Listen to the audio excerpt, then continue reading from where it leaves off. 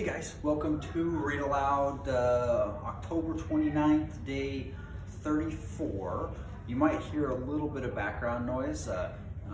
Miss Andrea is teaching a lesson next door, so let's see.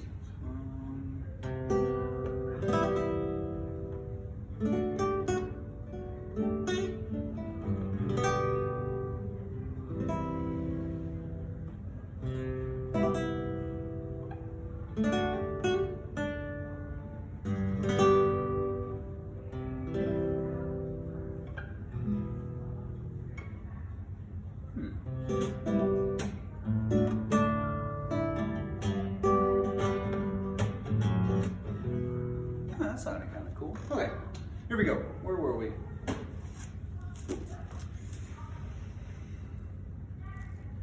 Chapter 11, On the Doorstep.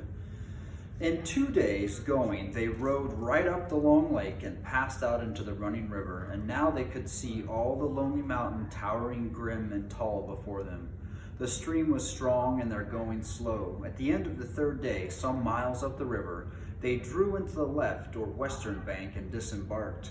Here they were joined by the horses with other provisions and necessaries, and the ponies for their own use that had been sent to meet them.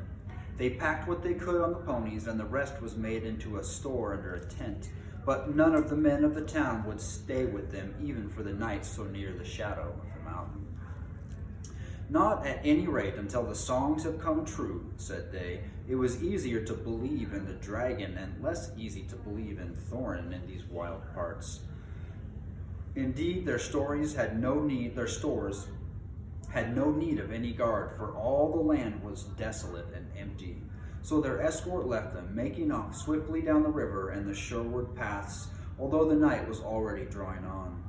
They spent a cold and lonely night, and their spirits fell. The next day they set out again.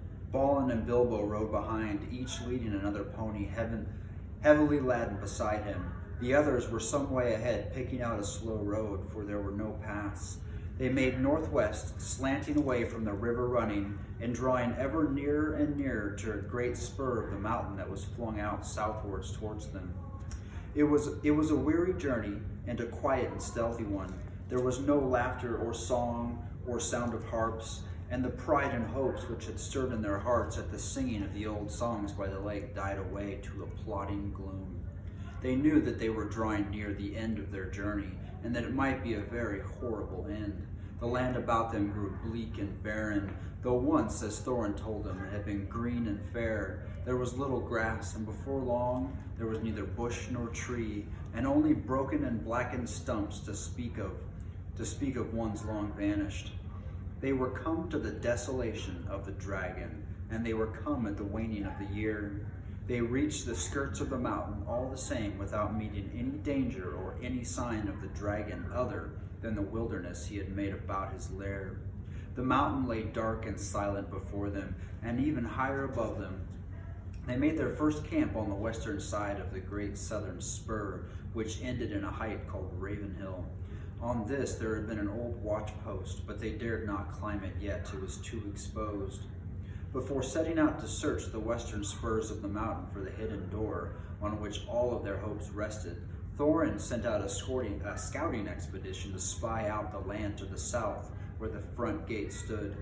For this purpose he chose Balin and Fili and Kili, and with them went Bilbo. They marched under the gray and silent cliffs to the feet of Raven Hill. There the river, after winding a wide loop over the valley of Dale, turned from the mountain on its road to the lake, flowing swiftly and noisily. Its bank was bare and rocky, tall and steep above the stream, and gazing out from it over the narrow water, foaming and splashing among many boulders, they could see in the wide valley shadowed by the mountain's arms the great ruins of ancient houses, towers, and walls. There lies all that is left of Dale, said Balin. The mountain sides were green with woods, and all the sheltered valley rich and pleasant in the days when the bells rang in that town. He looked both sad and grim as he said this. He had been one of Thorin's companions on the day the dragon came. They did not dare to follow the river much further towards the gate. But they went on beyond the end of the southern spur until, lying hidden behind the rock, they could look out and see the dark, cavernous opening in a great cliff wall between the arms of the mountain. Out of it the waters of the running river sprang, and out of it too there came a steam and a dark smoke. Nothing moved in the waste, save the vapor and the water. Every now and again, in a black and ominous crow. The only sound was the sound of the stony water, and every now and again the harsh croak of a bird. Balin shuddered. "Let us return," he said. "We can do no good here, and I do not like these dark birds. They look like spies of evil." "The dragon is still alive and in the halls under the mountain then, or I imagine so from the smoke," said the Hobbit. "That does not prove it," said Balin, "though I doubt you are right. But he might have gone, he might be gone away sometime, or he might be lying out on the mountainside keeping watch. And still I expect smoke and steams would come out of the gates at the halls. Within must be filled with his foul reek." Here's a picture. I think I put my camera too far away today. I don't know, I guess we'll see what happens when I edit it.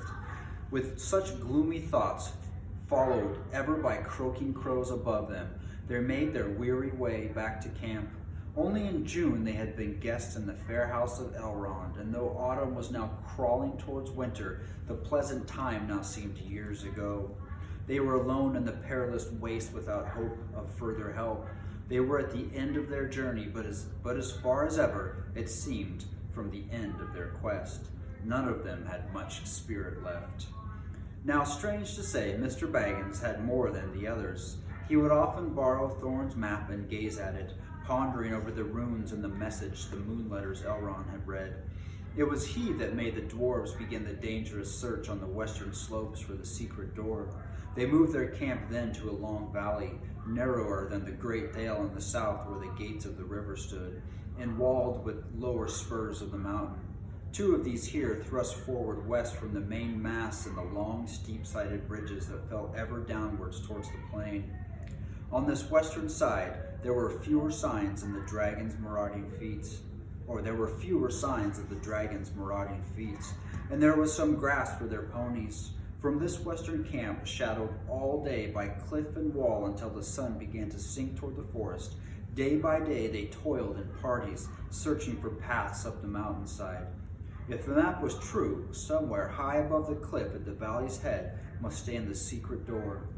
Day by day they came back to their camp without success. But at last, unexpectedly, they found what they were seeking. Fili and Kili and the Hobbit were back one day down the valley and scrambled among the tumbled rocks at its southern corner. About midday, creepy behind a great stone that stood alone like a pillar, Bilbo came on what looked like rough steps going upwards.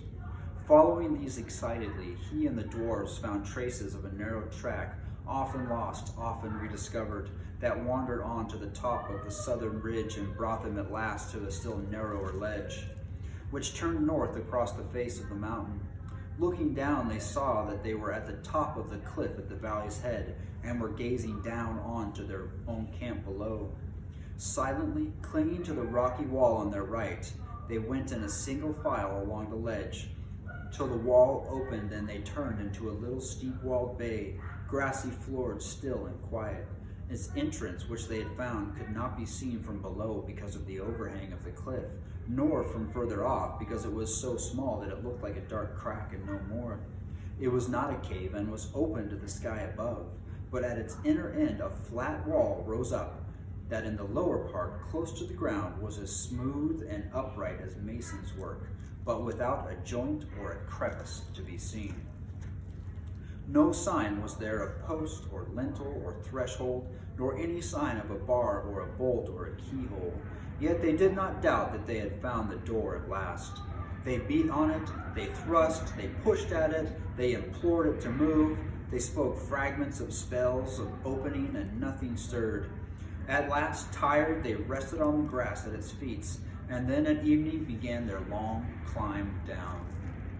There was excitement in the camp that night. In the morning, they prepared to move once more. Only Bofur and Bombur were left behind to guard the ponies and such stores as they had brought with them from the river. The others went down the valley and up the newly found path, and so to the narrow ledge. Along this they could carry no bundles or packs, so narrow and breathless was it, with a fall of 150 feet beside them onto the sharp rocks below. But each of them took a good coil of rope wound tight about their waist, and so at last, without mishap, they reached the little grassy bay. There they made their camp, hauling up what they needed from below with their ropes. Down the same way they were able occasionally to lower one of the more active dwarves, such as Keeley, to exchange such news as there was, or to take a share of the guard below while Beaufort was hauled up to the higher camp.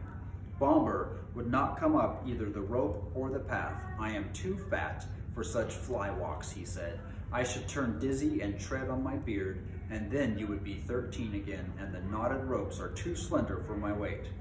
Luckily for him, that was not true, as you will see. Okay, I think we're going to end there.